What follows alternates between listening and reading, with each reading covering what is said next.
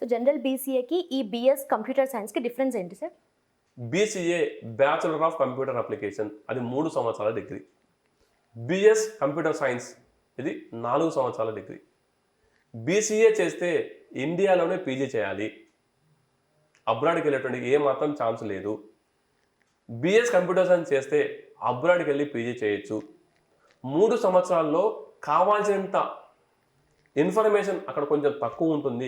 ఇక్కడ 4 సంవత్సరాలు కాబట్టి ఇండస్ట్రీకి కావాల్సినటువంటి ఇన్ఫర్మేషన్, ఆ నాలెడ్జ్ అనేటువంటిది ఈ కోర్సులో ఎక్కువ ఉంటుంది. ఇది మల్టీ డిసిప్లినరీ కోర్స్, అదేమో single discipline, not even inter disciplinary.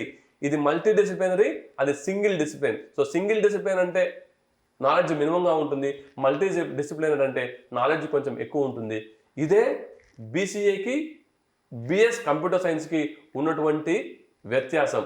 అందుకే నేనేం చెప్తాను అంటే 4 years degree BS computer science చేస్తే మీరు ఇండియాలో అయినా అబ్రాడ్లో అయినా చేసేటువంటి ఒక వెసులుబాటు, ఒక అవకాశం ఈ యొక్క బిఎస్ కంప్యూటర్ సైన్స్ కోర్స్ విశ్వవిద్యాలయంలో ఉంది మేడం.